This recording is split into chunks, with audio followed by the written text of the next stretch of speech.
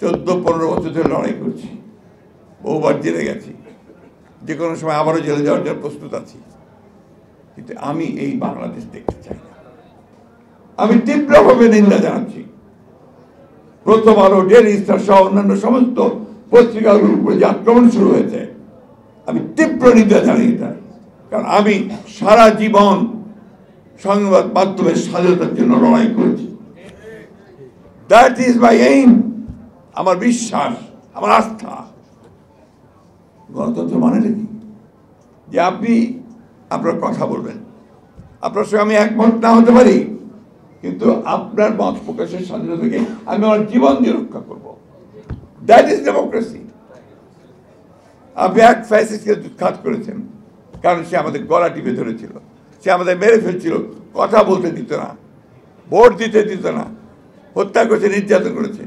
আবার এখন আরেকটা কথা আছে যে ওকে বলতে দেওয়া যাবে না, ওকে কথা বলতে যাবে না, ওকে নিশ্চিন্ন করো। হাউ ডু ইউ জাস্টিফাই ইট?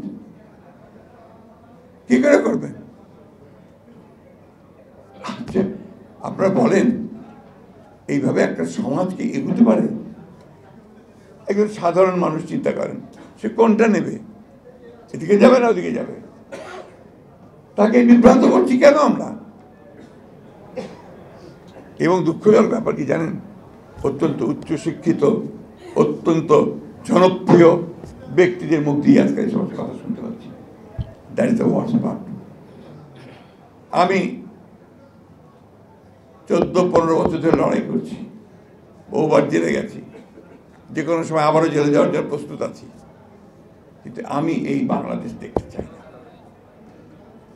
আমি যা বিশ্বাস করি, আমার দল যা বিশ্বাস করে, আমি সেই কথা আমার প্রাণ গেল আমি বলবো।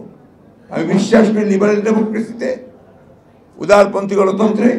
আমি বিশ্বাস করি মানুষের স্বাধীনতায়, বাক স্বাধীনতায়, ভোটের স্বাধীনতায়। আমি এটা শেষ মুহূর্ত পর্যন্ত বলবো। আমি জানি আমাকে আপনারা অনেকে অনেক কিছু বলে, আমি এতটুকু সেই জন্য চিন্তা করি না। কারণ আমরা রাস্তায় থেকে লড়ে লড়ে আমরা এই জায়গায় আসছি। সময় সুবিধা মতো পালিয়ে যাই না, আমরা সামনেই দাঁড়াই, লড়াই করি। তো আমরা যারা লড়াই করি, আমরা কিছুতেই গিভ আপ করব না। আমরা আমাদের যে লক্ষ্য, উদারপন্থী বাংলাদেশ, গণতান্ত্রিক বাংলাদেশ, মানব অধিকারকে রক্ষা করা বাংলাদেশ, সেই বাংলাদেশকে আমরা ইনশাআল্লাহ প্রতিষ্ঠা করব।